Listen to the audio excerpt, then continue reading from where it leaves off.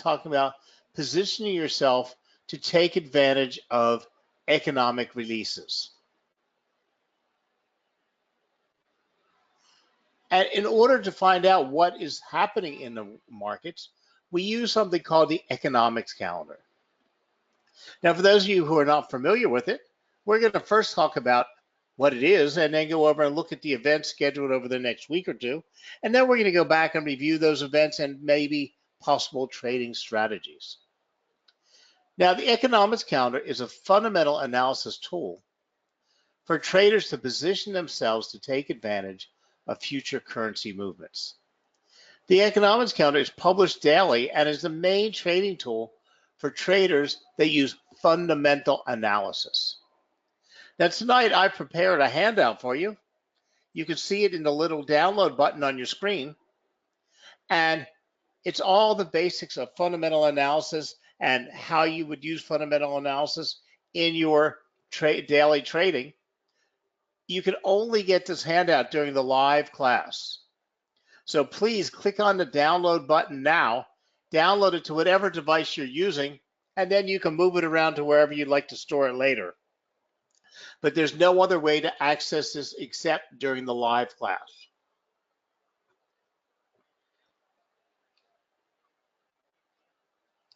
Now, the important news for trading in the Forex market is programmed months in advance. Traders will know that a meeting of the European Central Bank to discuss policy on interest levels will take place on such a date in the future.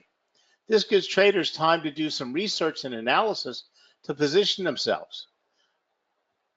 Most of all, brokers publish a live economics calendar. An economics calendar is free. The fact is all the data is pushed directly out to the calendars from the same source. So the only difference you're going to see on them will be the creative information. A website can change the colors, make it look like their website. They can do things, but the actual data is being fed out by the releasing agencies. Now, we mentioned the European Central Bank. One of the main events on the calendar this week is tomorrow is the Federal Reserve statement as well as their interest rate decision. Now, it was normally on a Wednesday, but it was postponed one day due to U.S. elections, which were on the 6th, which has been and still today as they're being tabulated. And it is one of the major stress factors that has been affecting the markets. And now that that's behind us, everybody will start looking forward to the Fed interest rate. In fact, on tomorrow's calendar, we have some major events. We have China trade balance. We have the U.S. weekly jobless claim. And of course, we have, as I said, the Federal Reserve decision. Friday, we have another busy day with UK GDP, that's domestic product.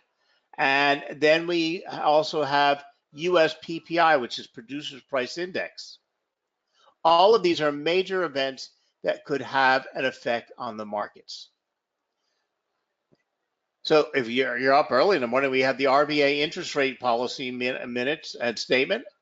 Then again, tomorrow, on Friday, we have China CPI. CPI is inflation data, and it can have an effect on the markets.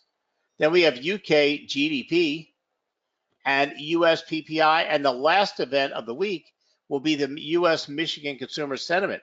All of these are major events coming up at us quickly in the next 2 days. And then if we jump over to next week, Monday, we don't have any events, major events on the calendar. But Tuesday, we have several major events that could affect everything from the pound to the euro to the Japanese yen. Wednesday, we look at some more major events. And Thursday, again, Friday starts slowing down, and we'll see from Friday to the last week of the month, things are very boring in the economics calendar.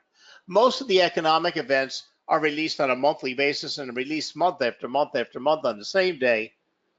And usually by like the 10th of the month, but depending on how the months fall, we have the beginning of the month economic data behind us. And the middle of the months towards the end of the month are very, very slow because there's no major data coming out.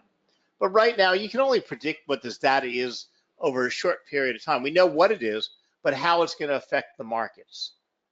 So right now, as I said, we have Thursday's events, Friday's events, and then all of next week's.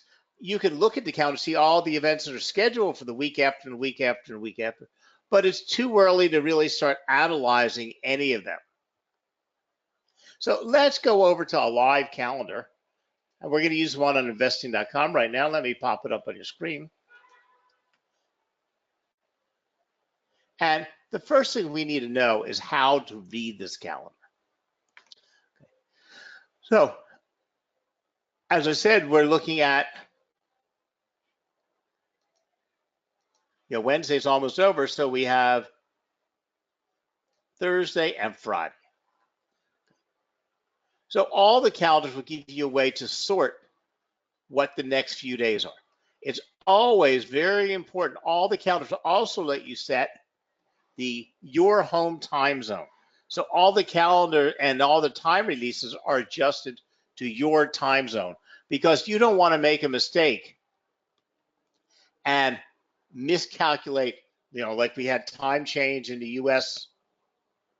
When do we have time change? This past weekend, and a week before, 2 weeks before that, we had European or London change. You don't need to keep track of it. You just change your calendar to your home time zone. You'll get all the right information at the right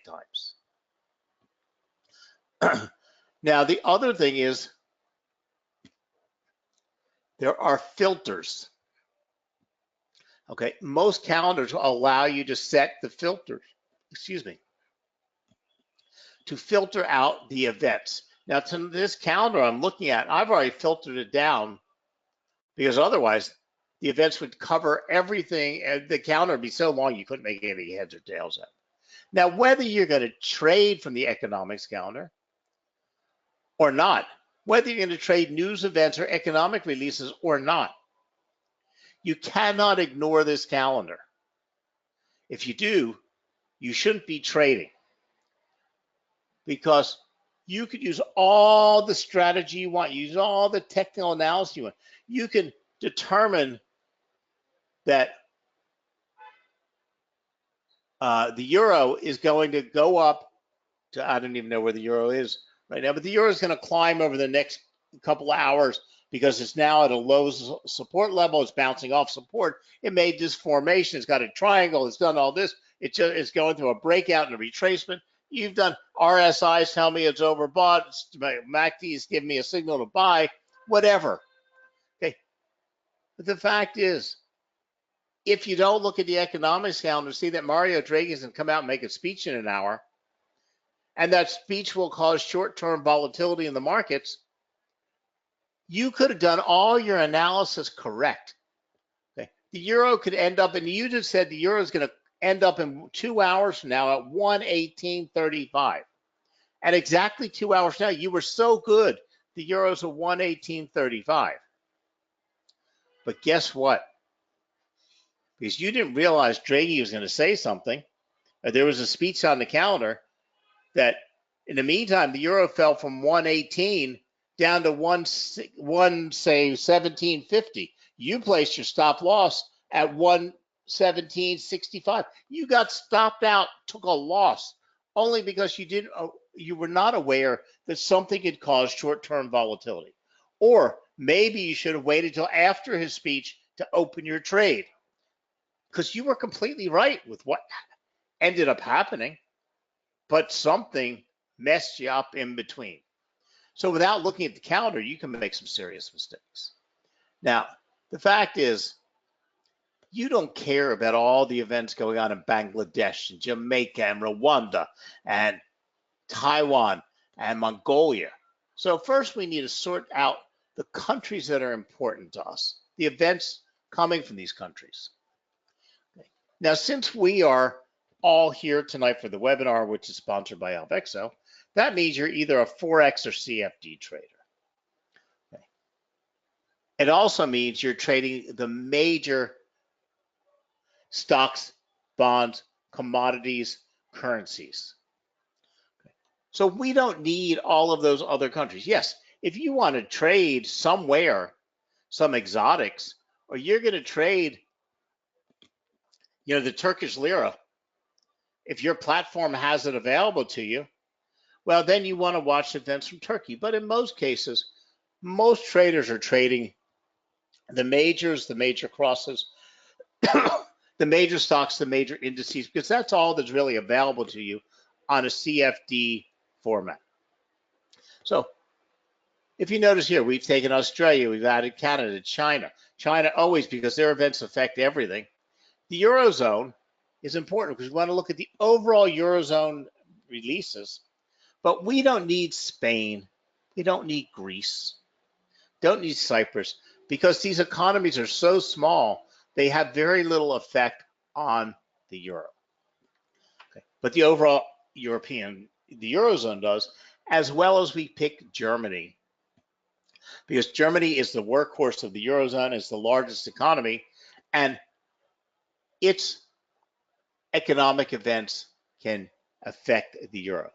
Now, I'm not saying that Greece and Italy and Portugal and Spain are unimportant. They just don't have enough to affect our type of trading. Okay. If you're looking for other types of trading, not short term, basically face it, if you're trading CFDs, you're basically day trading or somewhere in that area. Granted, you can hold them open overnight or 2 days, but the fact is we're trading short term movements. And an event out of Spain, and we're not talking about an election, we're not talking about some crisis, we're talking about just economic events, jobs data, unemployment, GDP, doesn't have direct effects that can help us in our trading. So once we've selected the countries, that helps us limit down what's appearing on our calendar. Because remember, we need to use this calendar smartly. If we looked at all these events from all these countries, we couldn't even filter through what we're seeing on our screen. So we need to bring it down so it makes it tradable.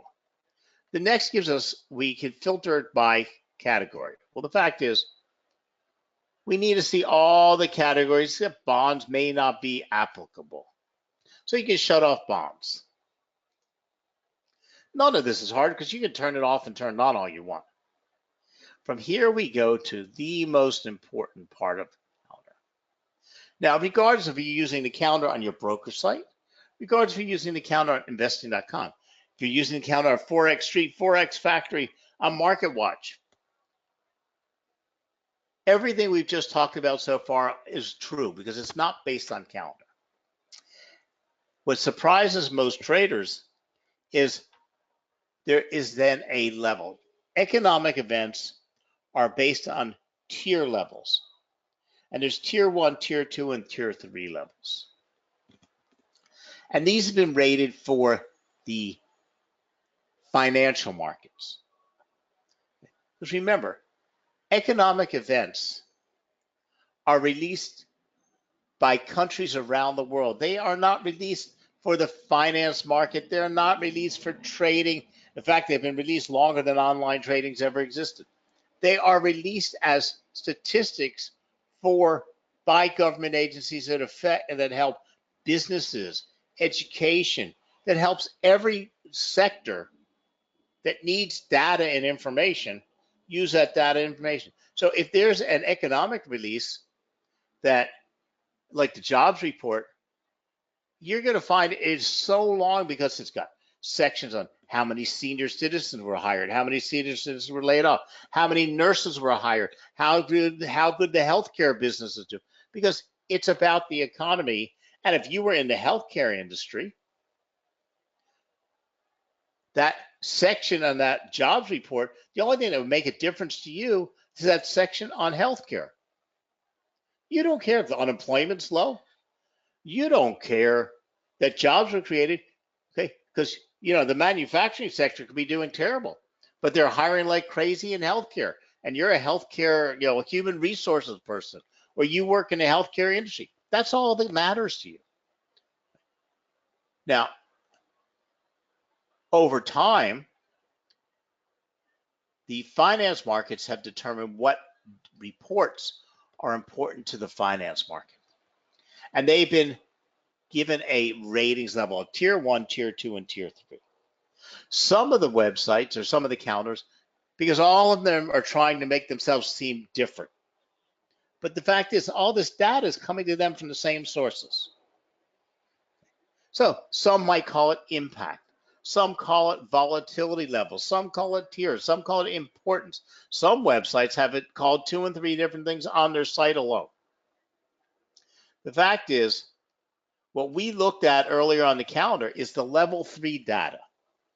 This level 3 data is what is important to us as traders because it has enough importance that it can create short-term movements in an asset in a short period, in a short period of time. It can cause major market volatility.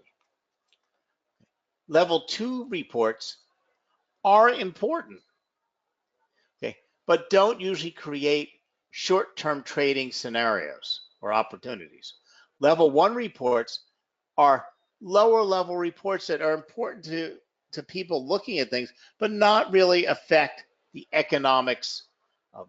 Now, if you were looking to trade a very particular stock, say for one of the major builders, there could be tier 1 data that only affects something in the building industry or something in the construction. So it could be important in that area. It could have an effect possibly on the stock you're looking at. But again, that, you have to figure out what you're looking at. So overall, we want to stick with level 3 reports. When we do this, okay, and apply this to our calendar, we're going to see there's an awful lot of level 3 reports. Okay. Now, this is just on Thursday and Friday coming up. You see Friday's got a lot of reports. That's more than enough that you can trade from if you're looking to trade. But again, if you're going into the market, you want to go back and check these reports, and you want to also look at level 2 reports if you're going to enter the market and want to see some volatility that might mess up your analysis. But if you're going to trade from the calendar, these are the reports that might offer trading opportunities to you.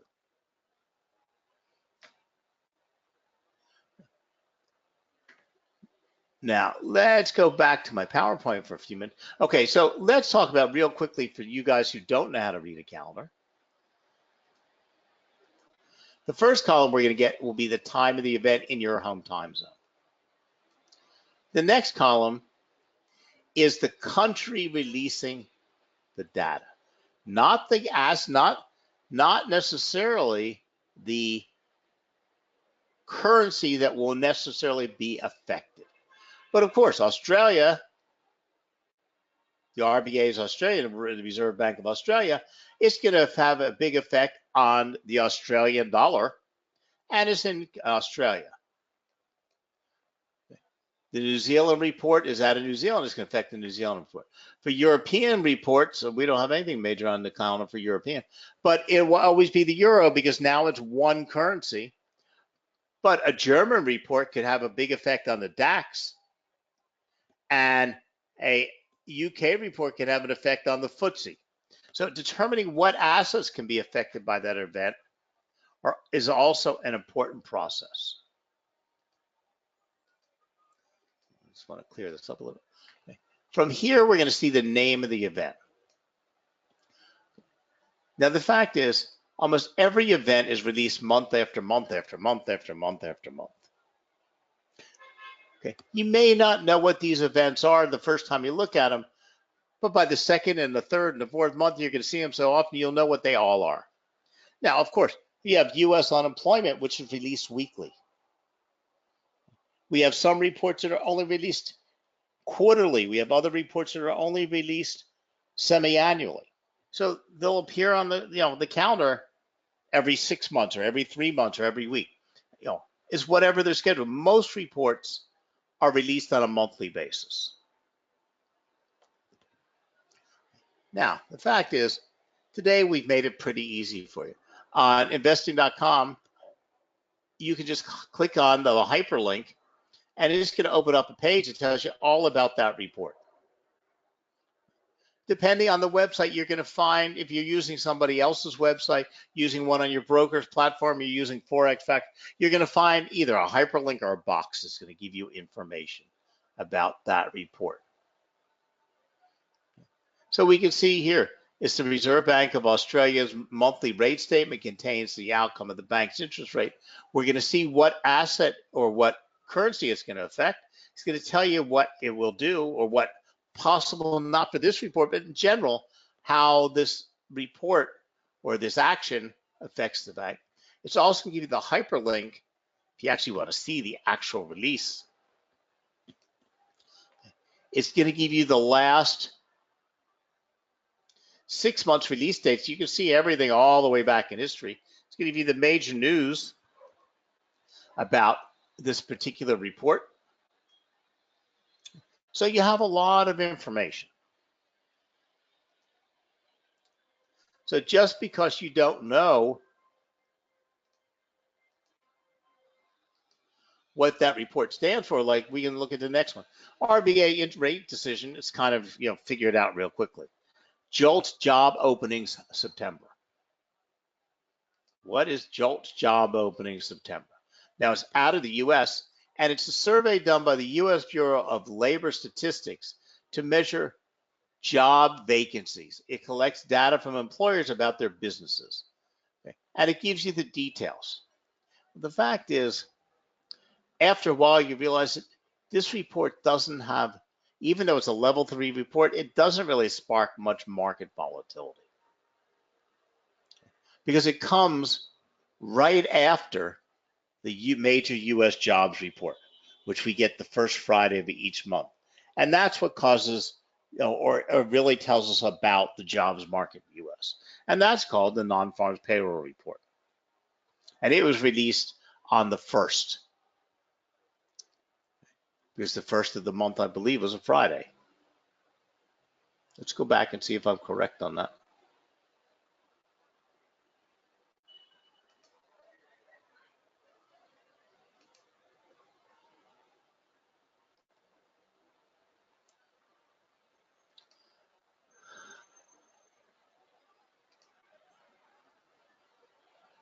That was released on the 2nd, I'm sorry.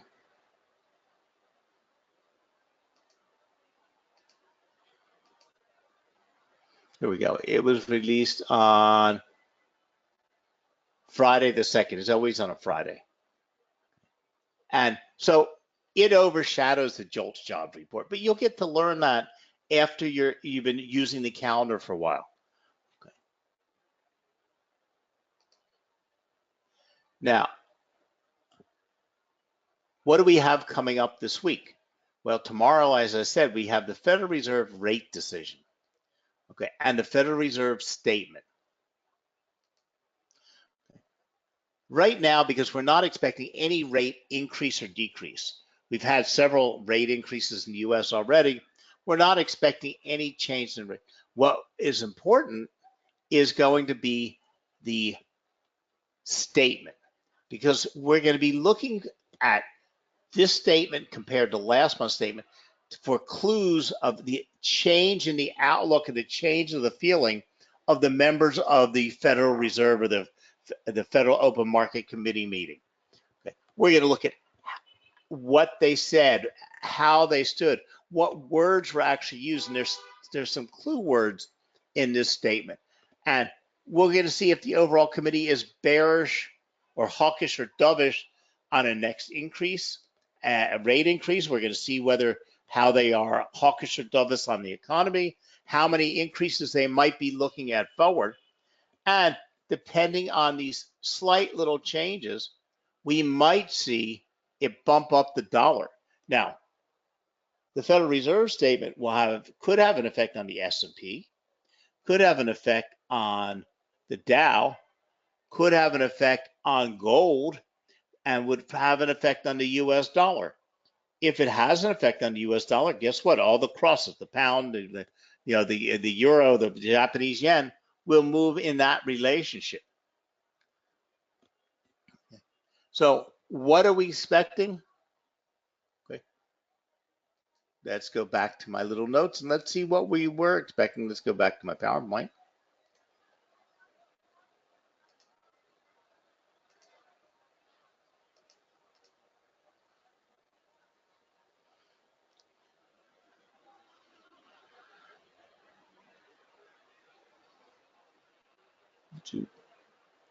So again, we're not expecting any change at this week's meeting. So we want to watch the U.S. indices and the U.S. crosses. And it's only because it's right after elections. It's towards the end of the year. We're moving into holiday season, and the economy is chugging along very nicely. And they usually don't do much in the November meeting at all. And they usually don't do anything in the December meeting.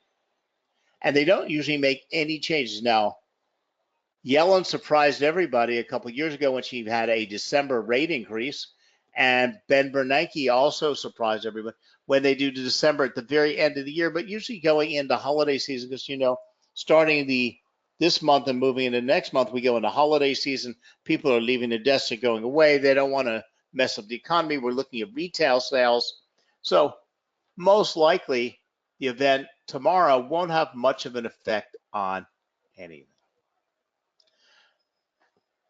From there, we're rolling into Friday's report, major report out of the UK, GDP. GDP quarter 3 could be important only because we're getting back into Brexit. And it seems like the overall UK economy is surviving this whole Brexit disaster. We also go from there down to manufacturing production, which is very important. We want to see in the UK that manufacturing is doing well. And then we move over into the US to PPI, which is Producers Price Index, which is part of the overall inflation report in the US. If PPI starts climbing or CPI starts climbing, we're going to see the Fed's forced to have a rate increase. So we want to watch this closely. So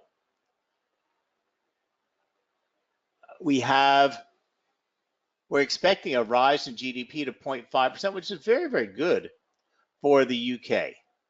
Might give us a bump to the pound.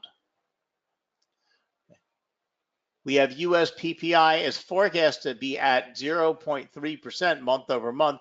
So it looks like it's moving up a little wee bit, but that wee bit up could be because crude oil jumped over the last month or two, but it's fallen way back down again, so it's back in shape. A Producers Price Index is simply a survey from manufacturers about future expectations on costs. Now, an important one moving into the holiday season on Friday will be Michigan consumer confidence. There's a couple different major consumer confidence reports. We want to see rolling into the holiday season that consumers feel confident. If consumers are confident, that means they're going to spend. If they spend, that means retail sales will be up, which will mean manufacturing goes up, which means jobs are doing well. And since we had such a good jobs report on last Friday, should help consumer confidence, because if you feel safe and secure in your job, you'll spend money. If you feel safe and secure in your job, your overall consumer sentiment is comfortable. So your projected spending over the holiday season, especially because we saw a jump in jobs, we saw a jump in salaries, and a jump in wage hours worked. That means that people will most likely be spending a little bit more, predicting a little bit higher spending, and that will help retail sales figures. So we're going to be watching both the US PPI and the consumer confidence on Friday, which could give a bump to the S&P as well as the dollar.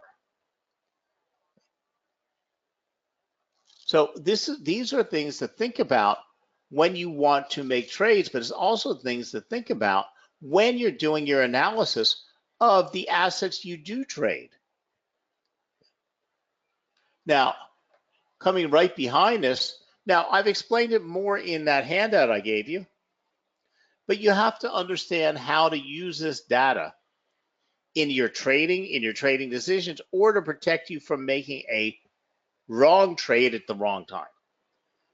Now, next week, we have, again, a lot of European data. We have the UK version of the US jobs report, which is a claimant count, which we're going to get on Tuesday, which is a big, important report.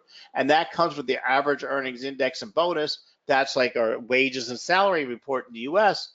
And these two could have a big effect on the pound. We go there after that on Tuesday afternoon to the first bit of European data in a while, major European data. And that's the German zoo economic sentiment. It's like the consumer sentiment at a report, but it's done by the ZEW.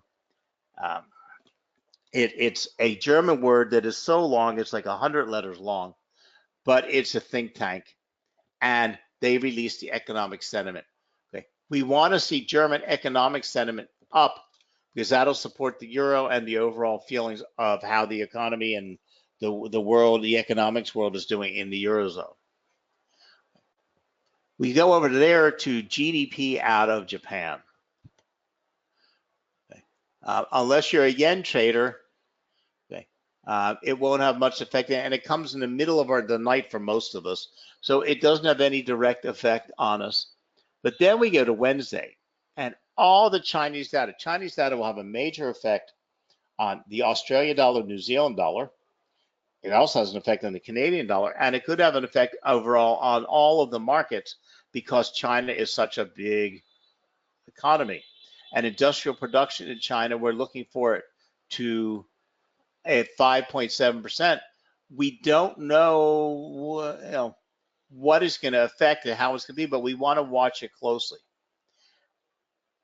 Later on next Wednesday, we go into inflation, consumer inflation out of the UK, and that could weigh on the pound very much because they're slowly talking about their first rate increase. And if inflation is climbing like it's been climbing, they'll be forced into a rate increase. And then we go to inflation data out of the US. And like I said, when we looked at PPI, core inflation is the number that the Federal Reserve looks at.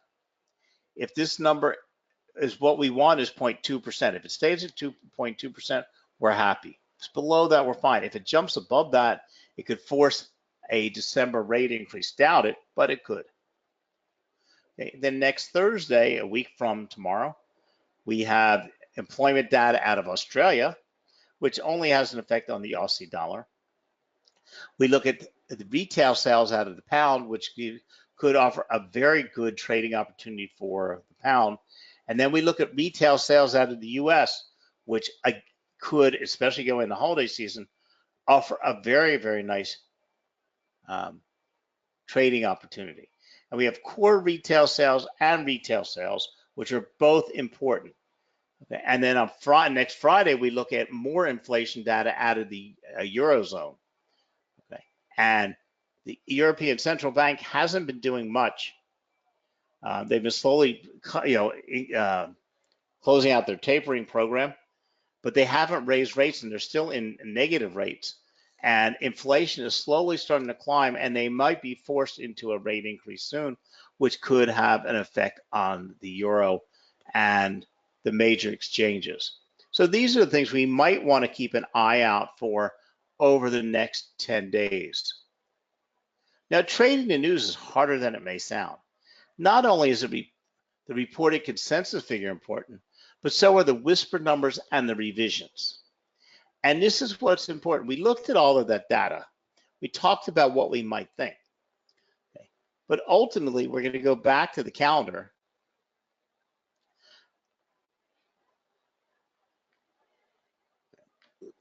Because what we have on the calendar is this column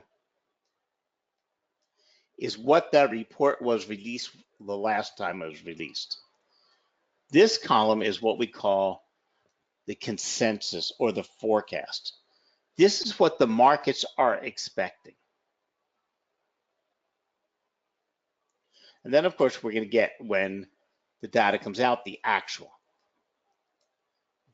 All that we talked about all depends on this expectation level. Not what the number actually is, it's what is expected. Because the assets have adjusted to the market expectations. Now, what's going to happen here when we talk about volatility is if the markets do better or worse than what is being expected by the markets. Okay. And this is what causes the volatility and the short-term trading opportunity. Because even though the report can come out extremely well, extremely good, if the markets were expecting a very good report, then it's going to have very little effect on the current market. Exactly like the Federal Reserve statement tomorrow. Okay, you're going to see before that statement comes out, you're going to start seeing by today, traders moving in and out of gold, moving in and out of the dollar, because they're doing what they're adjusting to what they expect to happen tomorrow. If the Federal Reserve shocks them, if the statement is more one way or another than what was expected, that's where the volatility will be caused. That's what gives you the opportunity for trading with the economics counter, but it's also what can freak out the markets for a short time, because the markets will eventually find their new level and they'll be fine. But again, if you are going to be in the markets with open positions, you need to be aware of this, because that volatility, because if the Federal Reserve statement says, oh, there might be an interest rate increase in December, and everybody's really hawkish, more so than the markets expected, that could cause a short-term jump in gold and the dollar, a short-term effect on the S&P. But by the next day, the markets have moved on. That volatility is eased out and the assets are back to where they should have been. And sometimes one will cancel out the other. You might have a very good GDP report, okay, which sends the pound upward, and then some speech by, the Central Bank of England sends the pound back down. So it could be good for a minute and then down the opposite way a short time later. So you have to learn how to use these calendars properly, how to evaluate the events properly, and how to incorporate them into your trading properly. But you have a lot of things coming up on the calendar over the next 10 days, which will offer you opportunities. And the nice thing is you have the time now, because one of the few things in the marketplace that we know ahead of time. So you have the time now to do your research, to figure out what the market expectation is, to figure out where you think, if it comes out above or below the market expectation, what might create a trading scenario. And incorporating fundamental analysis and economic events into your trading should be a very important step that you take.